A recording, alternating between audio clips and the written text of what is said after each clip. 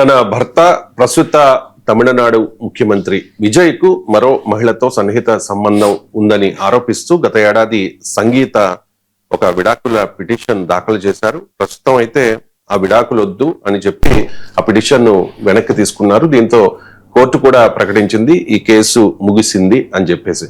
Sir, ఈ అంశంపై విజయ్ కొందరికి టార్గెట్ అయ్యారు కూడా ఎన్నికలకు ముందు. సో ఈ పరిణామాన్ని అలా చూడాలి సార్. అంటే ఇప్పుడు దీనికి కారణాలు ఎవరు చెప్పలేదు, విజయ్ చెప్పలేదు, సంగీత చెప్పలేదు ఏం జరిగింది అనేది. అందువల్ల ఏం జరిగిందో మనకు తెలియదు, కానీ జరగాల్సింది జరిగింది కదా, సంతోషమే కదా. భార్యాభర్తలు కలిస్తే ఆ బిడ్డలకు పాప అన్యాయం జరుగుతుంది, విడిపోతే. భార్యాభర్తలు విడిపోతే వాళ్ళు ఎలా ఉంటారు అనేది ఒక ఆస్పెక్ట్ అయితే, బిడ్డలైతే చాలా ఆవేదనతో ఉంటారు కదా. వాళ్ళకు తండ్రి వచ్చోట తల్లి వచ్చోట అనేది చాలా బాధాకరం కదా.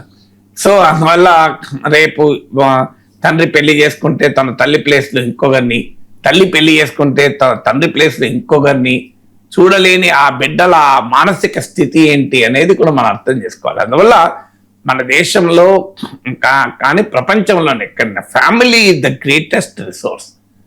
వీలైనంత మేరకు ఆ కుటుంబ వ్యవస్థను కాపాడే ప్రయత్నమే చేయాలి. అందుకే మన కోర్టులు, మన laws, family laws, marital dispute laws కూడా తొందరపడి విడాకులు ఇవ్వవు. ఎందుకు ఇవ్వవు అంటే గృహహింస చట్టం ఉండొచ్చు, సెక్షన్ 498A ఉండొచ్చు, కానీ ప్రాసెస్ ఎందుకు ఉంటుంది అంటే ఈ రీకన్సిలియేషన్కు అవకాశం ఇవ్వాలి. ఇప్పుడు కూడా ఫ్యామిలీ కోర్టులో జరుగుతున్న సమయంలో విత్డ్రా చేసుకుంది. సో మరి విత్డ్రా చేసుకోవడానికి బహుశా రీకన్సిలియేషన్ వచ్చి ఉంటుంది. సంతోషమే కదా రీకన్సిలియేషన్ జరిగితే. కొన్ని సందర్భాల్లో విడాకులు తీసుకోకపోవడం ద్వారా తన జీవిత భాగస్వామి మరోని పెళ్లి చేసుకోకుండా ఆపడం కూడా సాధ్యమవుతుంది. విడాకులు తీసుకుంటే వాళ్ళు వెళ్ళి మళ్ళీ హాయిగా పెళ్లి చేసుకుంటారు. కొన్ని సందర్భాల్లో విడాకులు ఇవ్వరు వన్ ఆఫ్ ద పార్ట్నర్స్. ఎందుకు ఇవ్వరు అంటే విడాకులు ఇస్తే ఒక రకంగా మళ్ళీ పెళ్లి చేసుకోవడం లైసెన్స్ ఇచ్చిన వాళ్ళు అవుతారు. అదే కానీ ఇది మరి అది కూడా అలాంటి ఘటనలు కూడా జరుగుతుంటాయి. మనకు తెలియదు, రీజన్ ఏంటో తెలియదు. కానీ ఎవరమైనా ఒకటి ప్రాక్టికల్ లైఫ్, వాళ్ళు విడాకులు తీసుకున్నా మళ్ళీ కలిసినా అది మనకు సంబంధించిన అంశం కాదు, ఆ కుటుంబానికి సంబంధించిన అంశం.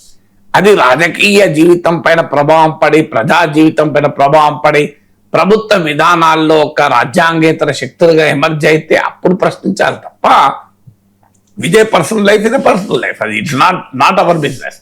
పర్సనల్ లైఫ్ లో అసభ్యత, ఏదైనా అశ్లీలత, అభ్యంతరకరమైనటువంటి సన్నివేశాలు, సంఘటనలు, సందర్భాలు ఉంటే వాటిని వ్యతిరేకించడం వేరు, కానీ పర్సనల్ లైఫ్ మొత్తాన్ని పబ్లిక్ లైఫ్ లోకి మిళితం చేసి చూడాల్సిన అవసరం లేదు.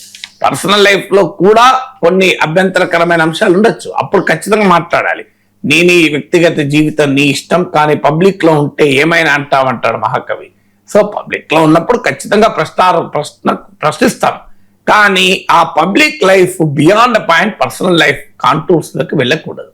సో అన్లెస్ అండ్ అంటిల్ అది ఒక అసభ్యత, అశ్లీలత, అనైతికత, ఇమ్మరాలిటీ, ఇండీసెన్సీ ఇలాంటివి అనే సరిహద్దులు దాటినప్పుడు మాత్రమే మనం ఎంటర్ కావాలి. లేదు ఆ పబ్లిక్ లైఫ్ లో ఆ వ్యక్తిని నిర్వహించేటువంటి ఆబ్లిగేషన్స్ పైన కనుక ఏదైనా ఇంపాక్ట్ పడితే ఈ డిస్ప్యూట్, మ్యారిటల్ డిస్ప్యూట్, అప్పుడు మనం మాట్లాడాలి. అప్పటిదాకా తమిళనాడులో అలవాటు అయిపోయింది, మాట్లాడితే త్రిషాన్ని పట్టుకొస్తారు. మీకు బీజేపీ రాష్ట్ర అధ్యక్షులేమో ఎన్నికలకు ముందే ఆ త్రిష ఇంటి నుంచి మొదలు బయటికి రావాలి అన్నారు. నిన్నగా మొన్న ఉదయనిధి స్టాలిన్ అయితే అసభ్యకరంగా మాట్లాడాడు ద్వంద్వార్థాలతో. అంటే విజయ్ని ఇంకా ఏ విషయంలో ఎదుర్కోలేనప్పుడు ఏం చేస్తున్నారో త్రిషను తీసుకొస్తున్నారు. So nobody knows what is the relationship. So whom are we, they are adults. So వాళ్ళ ఫ్యామిలీకి సంబంధించిన అంశం అదేమైనా నేను చెప్పినటువంటి కాంటూర్ దాటినప్పుడు మనం మాట్లాడాలి. ఫైన్, ఇప్పుడు విడాకులకు కూడా పిటిషన్ వెనక్కి తీసుకుంటే కాస్త ఈ వివాదం సమసిపోతుందని ఆశించుదాం. తమిళనాడులో కావేరీ గురించి, ఇతర అంశాల గురించి డిస్కస్ చేసుకునే సమయం రాజకీయ నాయకులకు దొరకాలని కోరుకుందాం.